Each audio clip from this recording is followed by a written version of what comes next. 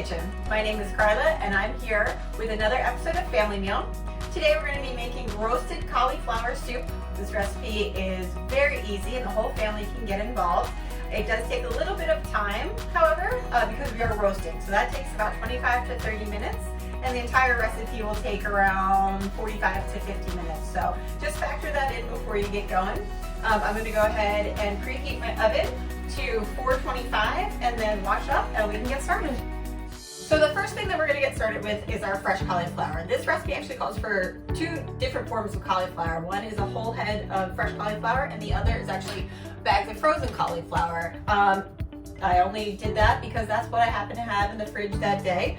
If you want to use entirely fresh cauliflower, you can, or if all you have is frozen, go for it. Use that. That's a totally fine substitute.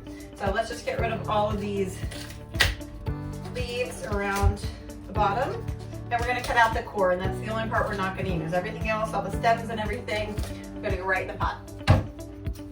All right, so first, let's just cut this in half here and get rid of a little bit of the tough core so we can get rid of all of that, the rest of that green there. This part is really great for the kids to get involved because you don't actually have to use a knife to break apart the cauliflower. You could just use your hands and break it into florets. So everything is going to be roasted and then also cooked in a pot, so it'll eventually get very soft.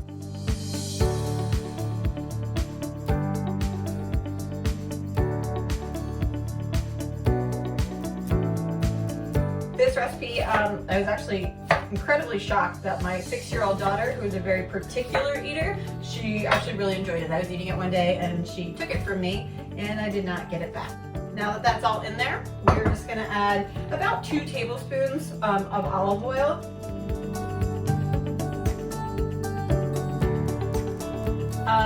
You just need enough to coat, basically.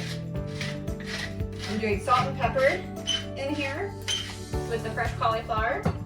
And then I'm also using dehydrated garlic and dehydrated onion. These I got at my local spice store, so they're not as fine as what you might buy at the grocery store. But they do sell these at the grocery store as well. So okay, so now that I have all the seasoning and the oil in there, I'm just gonna toss the coat and then I'm gonna turn this out onto a sheet tray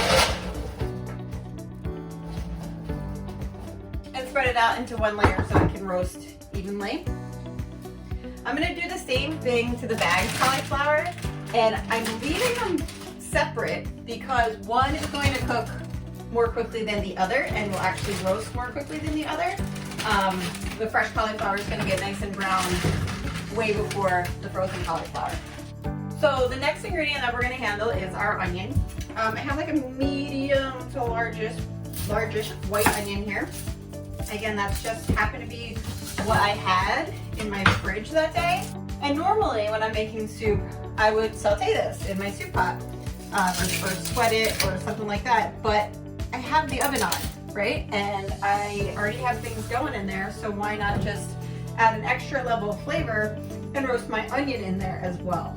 So I'm going to go ahead and just really cut this into pretty large chunks because our cauliflower is going to be in there for quite some time, so we don't want our onion to burn, but we want it to get in there with the cauliflower.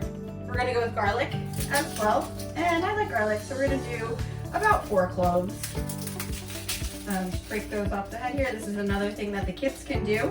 All you have to do is pop it like that and the skin will come right off. Put that on the same tray again as the fresh cauliflower. The sheet trays of our cauliflower are ready to go in. At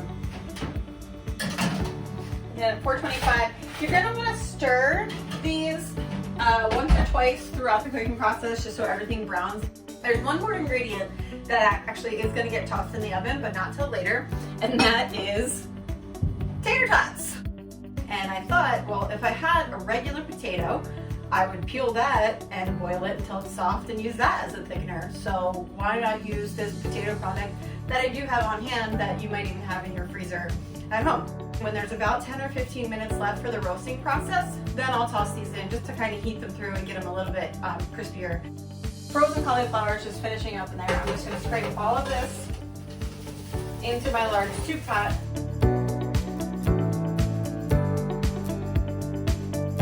over like a medium heat. And I am gonna put a little butter in.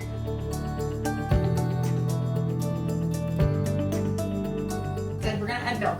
So this is just, I have 2% milk in my fridge. That's what we use here. I've let it sit out to get to room temperature so it doesn't like shock or curdle or anything like that. But if you wanted to leave it out, you want to be dairy free, you want to be vegan, whatever, totally fine. But it's about a cup.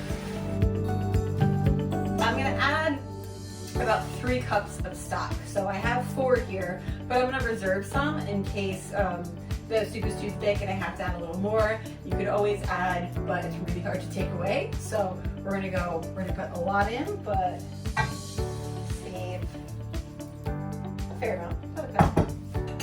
So I'm gonna let all these flavors come together. So let the stock and the milk heat up. We're gonna be using an immersion blender. I'm lucky enough to have one of those. If you don't, you can use a table or countertop blender. You could use a hand mixer with the whip attachments. You could use a potato masher. You could use a whisk and really get into there. You'll have a more rustic texture that way, but there's absolutely nothing wrong with that. This is the time where after you start blending that you need to taste to make sure that your seasoning is on point and add a little bit of extra salt if you'd like. I always do a dash of hot sauce too. I don't know, the acidity just like brightens it up. So you can finish this dish in a lot of different ways actually. I like to top mine with a little bit of za'atar, Middle Eastern seasoning, and then some olive oil as well. But if you prefer maybe some Parmesan cheese or other shredded cheese, you could do that. Sumac would be really nice, some breadcrumbs or croutons. But this is my dish, and I'm so happy to be able to share my family meal with you, and I hope you enjoy. Thank you everyone for joining me in my kitchen today for this family meal. I hope that you make this easy dish at home and that your family really enjoys it. Enjoy! We want to know how you and your family are enjoying this recipe and making it together. So tag us. Find us on Twitter, Facebook, and Instagram at Pilot Led Chefs, #PLFamilyMeal.